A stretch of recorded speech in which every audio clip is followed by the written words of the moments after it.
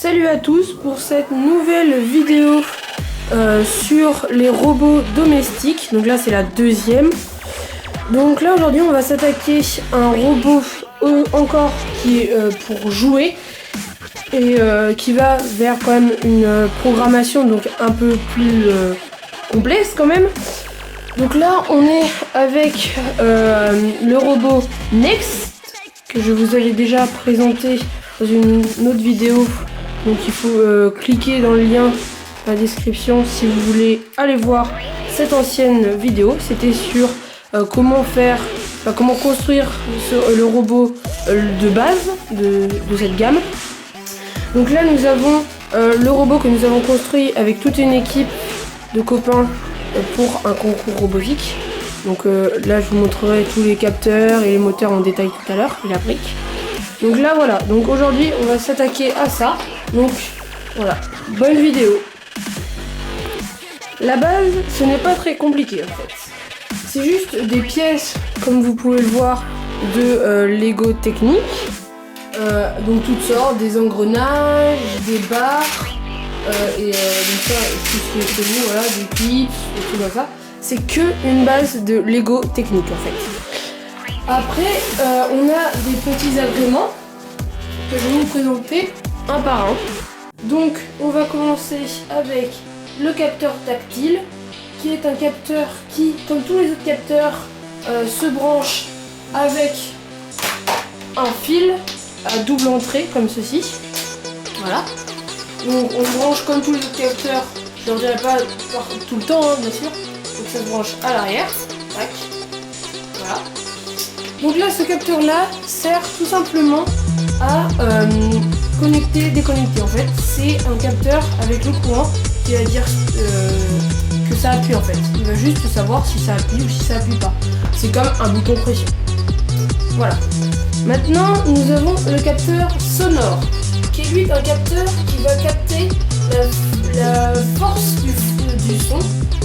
Donc, les décibels en fait. Donc il se branche pareil à l'arrière. Donc là avec un design comme un micro en plus. Voilà. Donc là lui il va servir à savoir si on tape dans les mains, s'il y a des paroles qui sont prononcées, des choses comme ça. Oui, on dirait des yeux. Et effectivement ce sont en fait les yeux du robot. En fait c'est un capteur ultrason. Il y a une bouche où ça va un trou je veux dire, où ça va envoyer des ondes. Et l'autre qui va les recevoir, il va calculer le temps qui s'est écoulé entre ces deux ondes, et avec ça va calculer la distance à laquelle un mur ou un obstacle est séparé du robot, à l'endroit où il est fixé. Donc là on a pareil un trou à l'arrière, des fixations, j'ai oublié d'en parler sur les autres capteurs mais c'est pareil, il y a des fixations niveau sur le dos, et donc voilà, donc là c'était pour le capteur ultrason. Donc là on a le capteur de couleur et de luminosité. Donc on a différentes petites diodes et d'ailes qui vont en fait envoyer une couleur ou une lumière, et des capteurs de couleur donc qui vont recevoir la luminosité envoyée du sol ou la couleur, les différentes couleurs. Voilà, donc pareil avec une fixation Lego et un branchement arrière, c'est le même principe, sauf que lui va pouvoir, par exemple, le robot s'il roule sur du bleu, il va le détecter. Pareil pour le reste, s'il roule sur du rouge, du vert, n'importe quelle couleur. Maintenant, ça se complique, on n'est plus sur du capteur, mais du moteur. Plus précisément, celui-là, c'est un servo moteur, donc il ne fait pas juste tourner. Donc là après on verra comment il saute. Il enregistre le nombre de tours de roue et la vitesse des tours de roue pour permettre après au robot de déterminer la vitesse et la distance qu'il parcourt. Voilà. Donc ça c'est le servomoteur. Donc après il a lui par contre deux rails là pour mettre des trucs Lego, des briques Lego, et un en dessous aussi. Et là, alors là, on a une croix, j'appelle ça des croix, vous pouvez appeler ça comme vous voulez. Une petite croix au milieu qui va faire tourner, donc on va fixer l'axe pour le faire tourner dedans, comme ceci. Et on a aussi des comment ça s'appelle, des petits trous en fait pour permettre en fait de mettre des trucs noirs dedans et pouvoir fixer des barres. Qui va permettre de fixer des barres et tout ça. Donc là on a vraiment, c'est assez large, on peut vraiment tout fixer dessus. Toujours, bon là il est beaucoup plus large quand même, hein, c'est imposant en moteur. Maintenant ils ont sorti des nouveaux, mais j'en parlerai tout à l'heure. Donc là on a la sortie comme tous les capteurs. Et voilà, ça c'était pour le servomoteur. Donc là on passe au The Best. Là c'est vraiment la brique finale, donc c'est ce qui contrôle tout ce que je vous ai parlé depuis tout à l'heure, les capteurs, les moteurs. Et donc là la brique c'est un peu le cerveau de l'engin. Donc pareil avec des rails sur les côtés pour fixer. Donc nous avons un petit écran au milieu, des boutons pour sélectif. Donc là au milieu on appuie, on voit le logo Storm. Et voilà, donc là on peut voir les menus. Voilà, donc là après on peut se balader dans les menus. Dites-moi dans les commentaires si ça vous intéresse, si vous êtes perdu, comment on démarre la brique, comment on fait ci, comment on fait ça. Dites-moi dans les commentaires, je vous expliquerai mieux. Donc, comme je vous disais tout à l'heure, donc on a les moteurs et les capteurs. Là, ça va être différencié sur la brique. Pourquoi? Parce que on a des ports. En fait, c'est l'arrivée des câbles que je vous disais tout à l'heure, des différents capteurs. Donc là, à l'arrière, ça va être les ports 1, 2, 3, 4. Donc ces 4 ports, on les retrouve là. Et on va pouvoir brancher l'autre extrémité en fait du capteur en fait. Donc on branche le capteur comme ceci. Et on va brancher en fait aussi l'autre extrémité du câble à la brique. Voilà.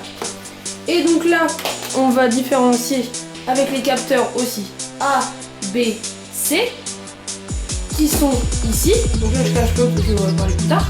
Donc là, on a 3 ports de capteurs au lieu de 4 pour les capteurs. Là, c'est pour les moteurs en fait. C'est pas des capteurs. Là, on va brancher là avec des fils comme tout à l'heure en fait. Voilà.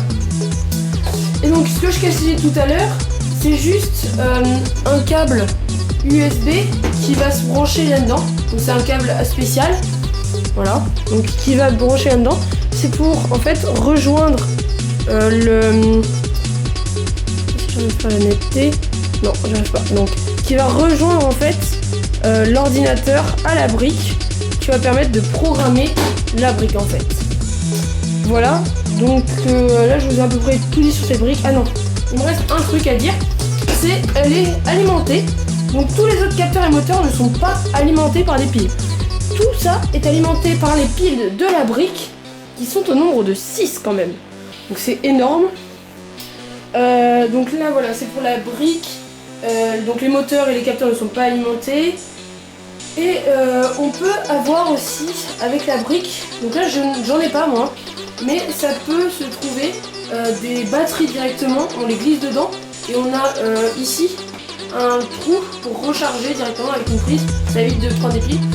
Et pour le bon plan, parce que là c'est la batterie est très chère.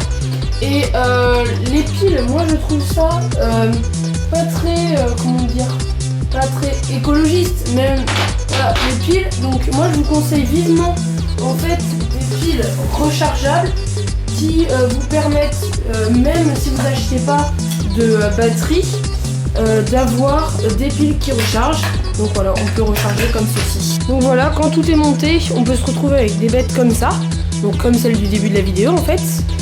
Et donc là, on peut voir qu'avec la brique, quand on l'allume, comme j'ai dit tout à l'heure, voilà, quand on l'allume, on va voir ça. Donc là, on a plusieurs fichiers. Donc là, comme c'était pour la FLL, on a fait 2 fichiers. Tac. Donc là, comme je vous ai montré tout à l'heure, il y a le capteur tactile. Donc là, on va appuyer pour lancer. Et donc là, les moteurs vont se mettre en route. Voilà. Et après, c'est la mission programmée dans la brique. Voilà. Voilà, après on va relancer. Ah non, là, si, on va relancer. Donc voilà. Donc là, j'arrête avec le petit carré noir comme j'ai dit tout à l'heure. Donc voilà, là c'est un robot totalement monté avec 3 servomoteurs, un capteur tactile et voilà. Donc après on peut rajouter tout ce que je vous ai dit avant. Voilà, si vous avez aimé cette vidéo, n'hésitez pas à laisser un petit pouce en l'air. Et si vous aimez ma chaîne, n'hésitez pas à vous abonner. Je vous dis à très bientôt. Salut.